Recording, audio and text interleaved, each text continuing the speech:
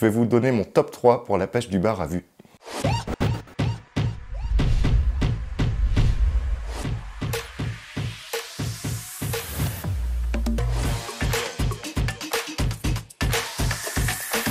Le numéro 1, c'est vraiment le leurre avec lequel je pêche le plus depuis des années. C'est le Hasdong de chez Megabass. Je l'utilise en deux tailles, la 4 pouces qui est ici et la 5 pouces que j'ai ici.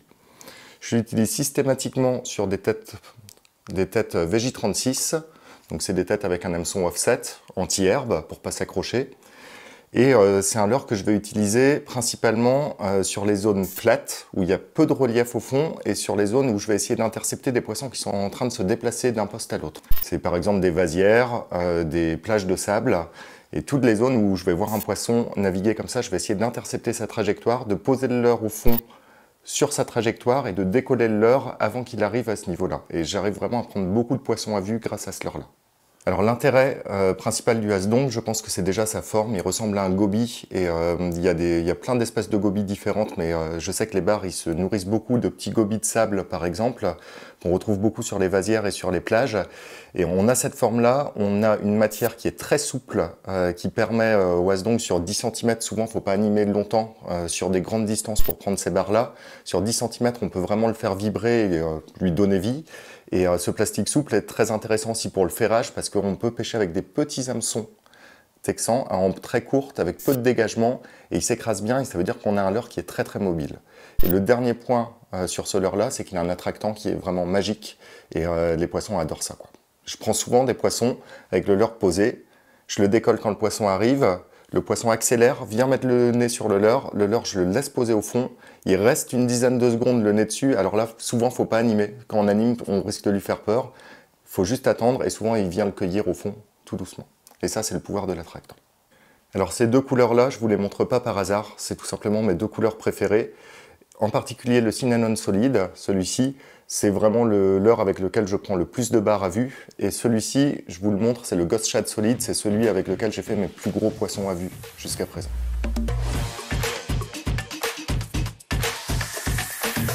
Alors le numéro 2, ce sera un classique, c'est le X-Layer de chez Megabass. C'est un leurre qui a une vingtaine d'années. Je pense que c'est le leurre, toute pêche confondue, avec lequel j'ai pris le plus de bars. Et c'est avec celui-là que j'ai commencé à pêcher à vue et à prendre mes premiers poissons. Il sort pas de ma boîte depuis. Je l'utilise un petit peu moins souvent que le Hasdong, c'est pour ça qu'il arrive qu'en deuxième position. Tout simplement parce que depuis quelques années, je pêche surtout des zones où il y a peu d'eau et où j'essaie d'intercepter des poissons en déplacement. Et donc ça, c'est vraiment le pouvoir du Hasdong. Le X-Layer, je vais plutôt l'utiliser dans des zones de courant, quand il y a des poissons postés, pour essayer de les intercepter.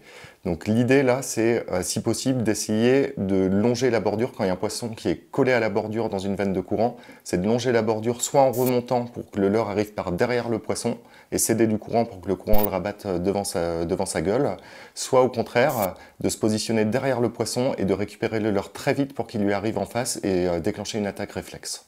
Un des intérêts de ce leurre-là, c'est qu'il a un rattle, donc une petite chambre de billes qui est positionnée dans la queue, et que sur les animations, que ce soit des animations avec le leurre entre deux eaux ou des petites animations sur le fond, les billes vont s'entrechoquer et donc attirer l'attention des bars.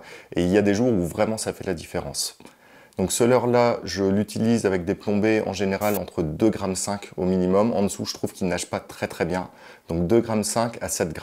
Là, c'est une 3,5 g ici, et souvent sur des hameçons texans comme la VJ36 ici. Pour les coloris, je vais retenir deux coloris. Le Sparkleberry que je montre là, qui est très bon. Quand les bars se nourrissent de crevettes et de crabes, on est vraiment dans le thème. Et le Hayou, qui est une base voilà, pour toutes les pêches. Et qui marche aussi bien en pêche à vue.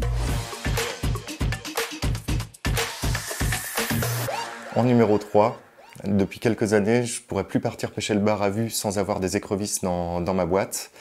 Alors j'en ai essayé pas mal de modèles. Ça c'est un modèle qui est assez récent et qui a beaucoup d'intérêt, c'est la Nico Cro, et qui est vraiment intéressante parce qu'elle est flottante. Et les écrevisses, en fait, elles me permettent de pêcher à vue sur des zones où il y a pas mal de relief dans le fond ou alors où il y a des algues flottantes. Parfois, on va voir des bars qui passent sous des tapis d'herbier, et on va avoir juste une petite trouée entre les goémons où poser son leurre. Et avec un X-Layer ou un Hasdong, par exemple, le leurre va pas descendre correctement entre les herbiers, et surtout, on va pas pouvoir l'animer sur suffisamment de distance pour déclencher l'attaque d'un poisson.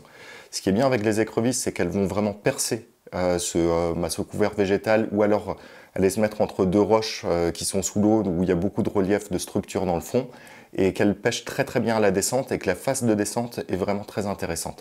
Et l'intérêt de ce modèle-là par rapport à beaucoup d'autres écrevisses du marché, c'est qu'elle est flottante. Donc ça veut dire que quand elle va arriver dans le fond, elle va se positionner les pinces en haut comme ça, et quand on pêche sur des toutes petites distances, des toutes petites trouées de quelques dizaines de centimètres de large, on va pas pouvoir animer, donc il faut vraiment que cette phase de descente, cette phase stationnaire au fond, déclenche l'attaque du poisson. Et le côté flottant au fond avec les pinces en l'air comme ça, s'il y a un petit peu de courant qui vont bouger comme ça déclenche quand même très très souvent l'attaque des poissons. Donc en résumant, ça c'est vraiment à l'heure pour aller pêcher ces zones-là où on peut animer sur des distances très courtes et des zones où il y a du relief. Le dernier point intéressant sur la Nicocro, qui est une nouveauté, c'est qu'elle a un plastique. Alors c'est pas un plastique, elle a une matière qui est différente des leurres souples habituels et qui est très très très solide. Voilà, on peut vraiment enchaîner les poissons avec. Voilà, la monter 50 fois sans que les traces d'hameçon restent dedans.